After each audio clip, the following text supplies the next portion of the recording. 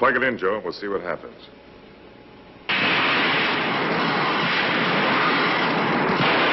Hey everybody, welcome back. This is part 3 of what seems to be the never-ending saga of this battery radio supply that I've been working on. Still, okay, we must persevere. So, I asked a couple of questions. I sent Ken and Paul an email, and Ken and both Pauls think that the power supply down there, I think there is, just hasn't got the oomph in it. Not enough current coming through. Ken also suggested disconnecting these three diodes, which are just the 4007s, go between the positive and negative terminals of the output. And so I thought, yeah, well, let's give that a go. It might work. So just monitor the voltage and switch it on.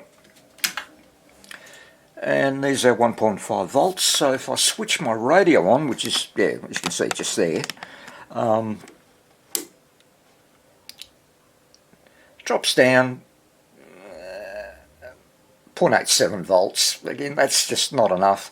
And the other thing is, according to the schematic, I should be getting 300 milliamps out of this. Given that my meter is working properly, I've got zilch. No milliamps flowing at all. So switch it off, the radio that is, and I get 0.01 milliamp. Let me try something else. Let me get my other multimeter. Set that to milliamps.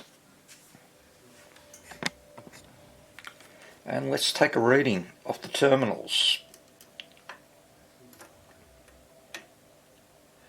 Okay, well that little red one's bloody useless.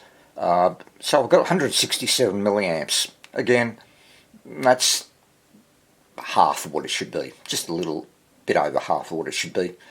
And let me see, that is the radio off, I think. So if or is that off? I can't remember. No, now the radio's on, and my milliamps have dropped down to 62, 61. I don't think that's enough. I'm new to all this stuff with the amount of milliamps that filaments need. As I understand it from what I've been reading, the HT or the B+, the plates don't really need that much current. So maybe that's why this thing works well on the B+ side. But anyway, I've had a thought. I thought of scrapping that, to pull it out anyway, so for a rainy day, and replace it with a battery transformer. So for the 1.5 circuit, part of the circuit, that's putting out about 7.5 volts, let's say. And I'm figuring, well, 6.3 is close enough. And if I can feed that 6.3 into the diodes and make some adjustments on these resistors, I should be able to get 1.5 volts. And given that a radio tranny can power up, what, five tubes, valves, I've lost my train of thought there for a second. Well, I'm hoping it'll work, and I figured I'm going to give it a go.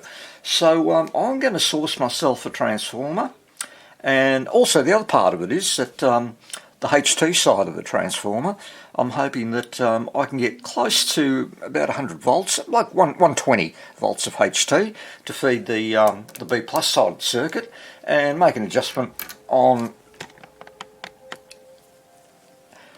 that resistor there, raise its value and bring down the voltage, hopefully, so I can get, say, 90 volts out of it, which is what I really need.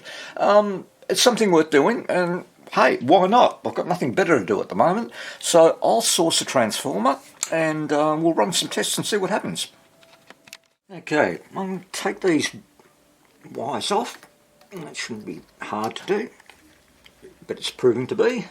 There we go, there's one.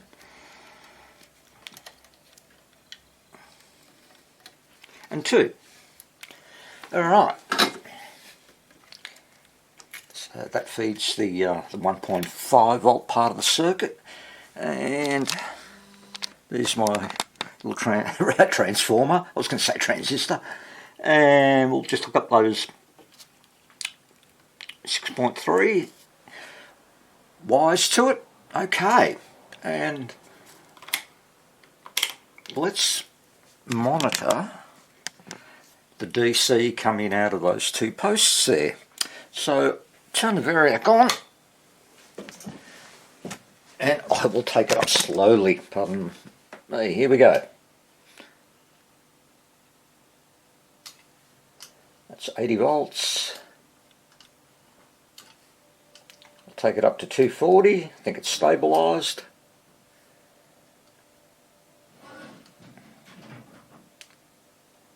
Yep. That's 240 volts, and there's 1.536 volts coming out of it. Well, that's all good. Alright, let's check milliamps. Still only get 172 or 171, and it's dropping. Maybe there's no load on it. I don't know. All I can do is get the radio, plug it in, and see what happens.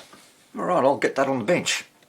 Okay, radio's connected. I've got those filament wires going straight to the output terminals, and the multimeter's plugged in to monitor that voltage there. So just turn it on, turn the variac on first, get our 1 point.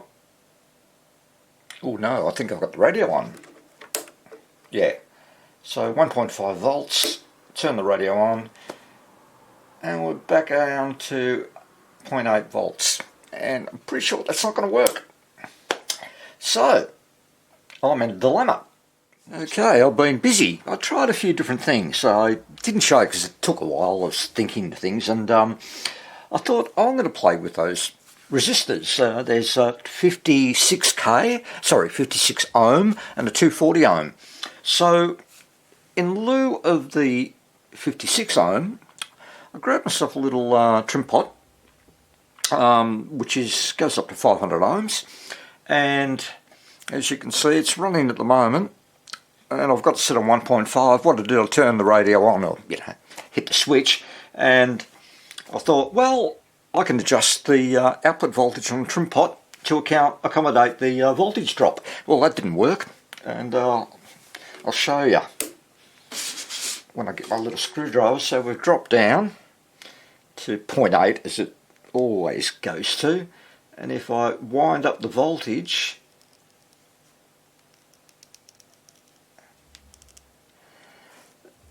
that's as far as it's gone. And turn the radio off, and that's 6.4 volts. Milliamp wise, I don't think it's much either, but we'll have a look. 161 milliamp, so nothing great there. Let me see if I can just turn this up. No, I can turn it down and it goes down, so yeah, like 160. So alright, so that failed. And the other thing I did, that 240 ohm resistor, I initially changed it for a 200 ohm, and again, nothing. So I went down to 100 ohm, and that was nothing too. Okay, so I've been searching, I found something. Now, here's the original schematic, back again, as you can see, and now here is what I found. And so I've just drawn this out again, no printer, but the difference is he's connected pins 7 and 8 to pins 5 and 6 respectively, and of course he's got his 1000 microfarad capacitor there, just as I've got in there. He's got a 200 ohm variable coming off the adjuster pin. Of course he's using an LM338T. He said on the video that it's just what he had lying around. He said it's something like overkill. So anyway, whatever. 240 ohm resistor, and then that goes across to a 1 microfarad poly that bridges the positive and negative output terminals. So what I'm going to try is I'm going to disconnect pins 7 and 8 from the dial globes that I've got on there and connect them up to pins 5 and 6, and we can give it a test. I don't think I'll blow us up, but anyway, but I'll put the unit back into its original condition. Got rid of all those bloody jumper leads, makes it a lot easier for me. So I'm just going to disconnect these 2 wires from there, take the globes out of circuit, and okay, I'm all set up. And pins 7 and 8, just jumping them straight up to the rectifier there on the diodes. So yeah, that'll work. It's getting extra, well, it's getting 7 volts from 5 and 6 and 7 volts from 7 and 8. We'll see. Okay, let's turn it on and let's just measure some voltages from the multimeter into play. Alright, so I'm on AC, let's switch her on. And what are we getting on AC? Oh, we're still getting 7 volts, okay. What's coming out of it? DC, 8 volts there, so we should have 8 volts on the capacitor. Yep, and on the output, 1.5, sorry you can't see it, but there it is, 1.537. Alright, I'll turn the radio on. And get the hands out of the way. You can't see. 0.8 milliamps. Probably going to be exactly the same.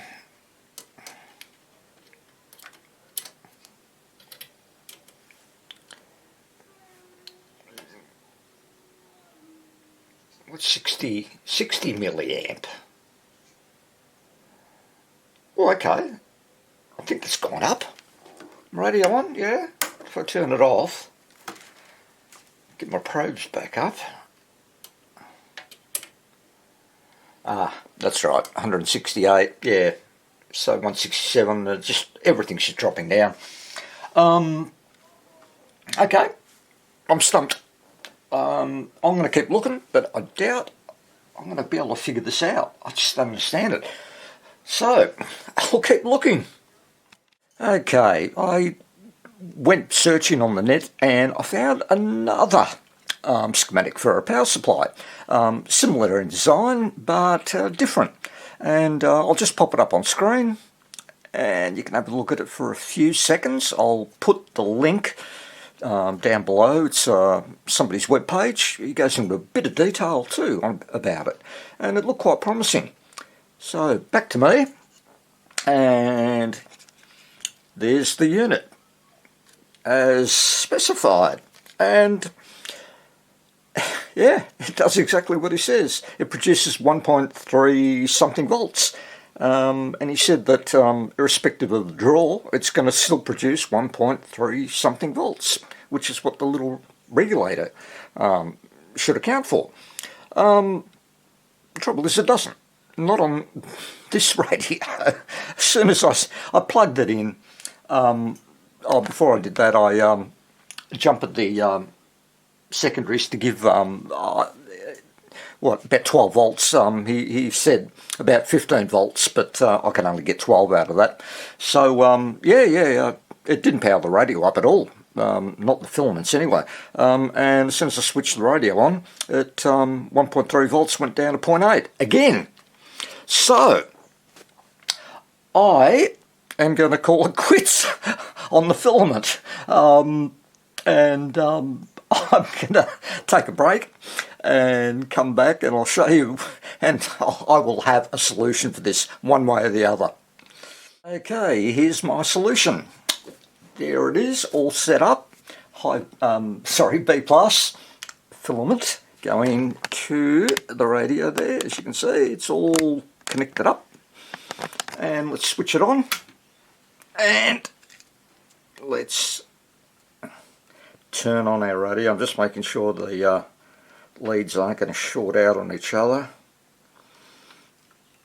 Of course they want to. So let's switch it on.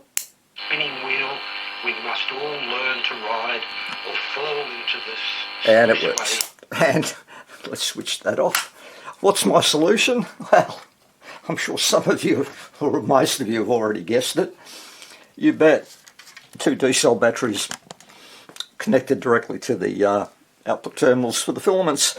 And guys, I'm stumped. I don't know much about power supplies, know very little actually, and I can only go by the schematic and follow that. And if it doesn't work, well, it doesn't work.